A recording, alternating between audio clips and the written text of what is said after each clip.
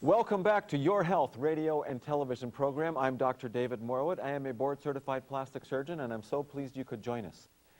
I just got back from operating in South America in the country of Venezuela. I was there for about 2 weeks with the Rotoplast program. It's sponsored by the Rotary Club, and we provide plastic surgery services to children in developing countries absolutely for free. It's a humanitarian mission that I go on at least once every year.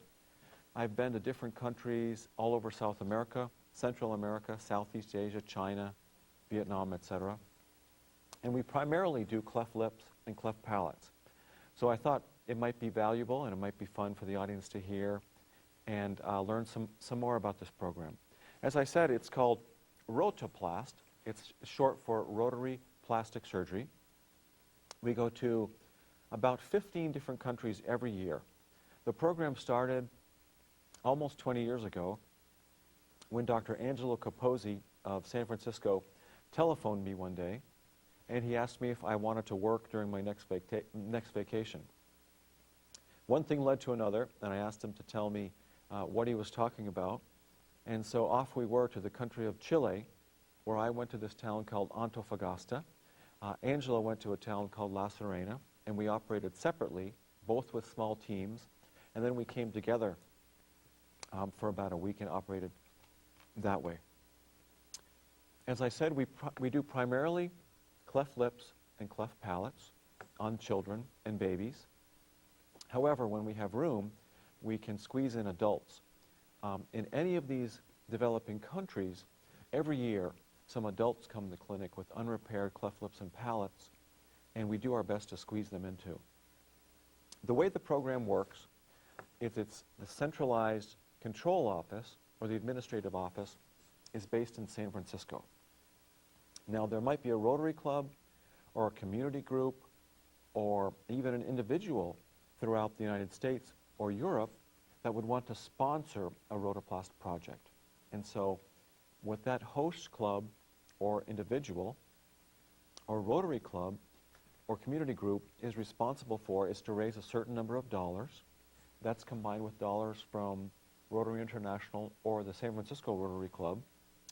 And San Francisco will coordinate with a country. For example, I just got back from Venezuela, so they coordinated with Caracas, and we operated in a city called Barquisimeto. So it's the job of the host country to spread the word. And what they do, they send out flyers, they'll send personal messengers, they'll send faxes, they'll make telephone calls, and they'll tell everyone in a certain village through the Rotary Club or through other interest groups, child advocate groups, that the American team is coming to a certain city on a certain day, and if there is any child in your town with an unrepaired cleft lip or palate, to report to that clinic on the certain day. So we'll fly from San Francisco to a southern city in the United States, for example, Houston or Miami, or if we're headed to the Far East, of course, we go right from San Francisco to Taipei or Hong Kong, and then we go on to Ho Chi Minh City or Shanghai, etc. At that point, it's the job of the host country or the host club to get us to the town where we're operating. Sometimes that's a long bus ride, sometimes 5 to 8 hours long. Other times, such as in Venezuela, the host Air Force picks us up. And so I got to ride back and forth in a Hercules C-130, courtesy of the Venezuelan Air Force this past week. The belly of the aircraft opens up. We load our tons of equipment into the aircraft, and we sit in netting sideways, hopefully with earplugs, and we get strapped in, and then we fly to the place where we're operating, for example, Barquisimeto in Venezuela. Now, we start to unpack, and we hold clinic. As I said, the word is spread throughout a country that the American team will be in a certain town or village on a certain day. And of course, it's more than just one plastic surgeon. Usually there's 3 plastic surgeons, there's anesthesiologists, there's nurses, a couple of pediatricians, a medical records specialist, and volunteers. There's tons of work to do. Keep in mind this is like a military maneuver, and these children have to be organized and lined up, and we've got to check on their health status and get them ready for the operating room. We typically operate or work in a country for about 10 to 14 days. We were able to get in 8 operating days during this last trip to Venezuela. So on the first day we get there, we set up the operating rooms, etc. And of course, we bring tons of equipment. We bring many boxes, many pallets. We set up operating rooms, and we hold clinic. Now, it's typical during our clinic day to see at least 200 families come in with children in need of attention. We do primarily cleft lips and cleft palates. We will also do some congenital hand deformities. We'll do some simple tumors. We do some burn treatment, burn scar contractures. We'll sometimes do eyelid problems. Some of these children have difficulty opening their lids, or they've gotten burned and their eyelids scar shut, etc. So typically, there's over 200 families who bring children to the clinic on day one. And it's our job to triage the children. That's a French word, but essentially what we do is sort out the children and make sure they're healthy enough for an operation, examine them. Every year people come into clinic, children come into clinic, and they're really in need of an intensive care unit, or their problem is too complex to be handled by a doctor who will fly in and fly out. And on the other hand, some children come in and we're able to introduce them to a plastic surgeon or a pediatrician or a surgeon in the host country, and that way they can get taken care of there by one of the doctors there. However, it's not at all unusual. In fact, we try to do at least 100 children every trip, wherever we go. And that goal is typically easily met. Now, I said we do cleft lips and cleft palates.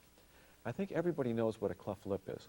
A cleft lip is a split or division in the lip, and there's different grades. It can be just partly up the lip, it can go all the way up the lip, or it actually can extend into the nose. That's called a complete cleft lip. If it's just involving a portion of the lip, it's called an incomplete cleft lip.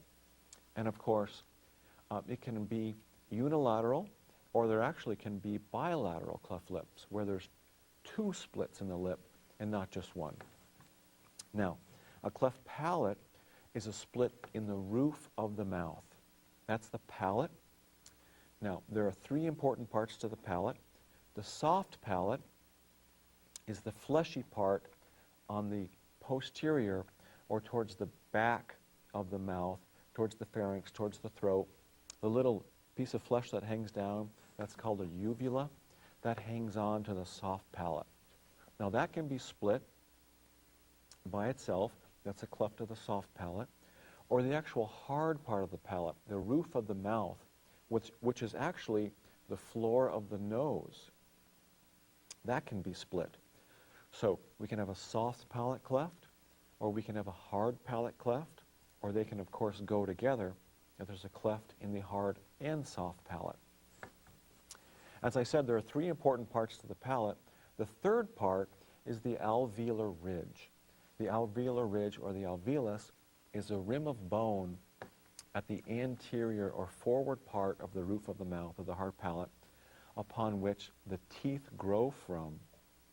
The teeth roots are embedded within that alveolus or alveolar ridge, and there can be a cleft of that ridge as well. Now, that's why we try to bring an oral surgeon or an orthodontist or a dentist with us. And in this country, where there's cleft palate centers, whether it's in the United States or in Europe, it's a big team. Plastic surgeons, of course, anesthesiologists, orthodontists, dentists, oral surgeons. Sometimes the ENT surgeons will be involved.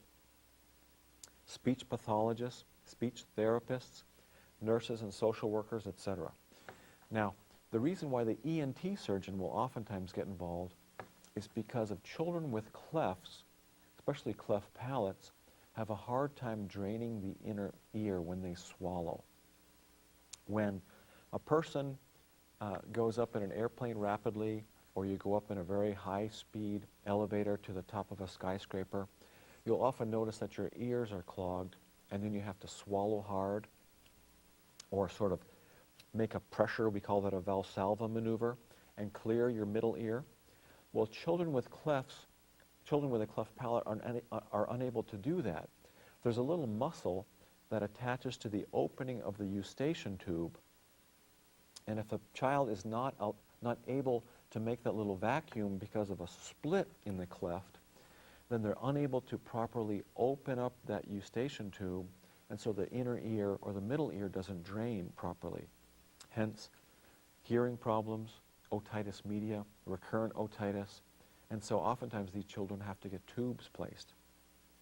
Now certainly, not every child that gets otitis media or has a tube placed has a cleft palate, but that condition is certainly very common in children with cleft palates.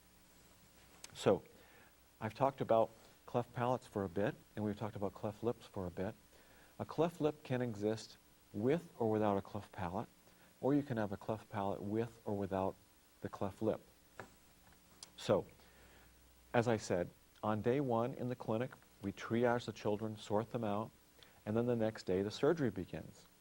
We typically start to operate, at about 7 or 7:30 in the morning, and we keep in mind that every child we do is a great contribution and asset for that child, and every child we don't have time to do, certainly we look forward to coming back the next year or in a different month.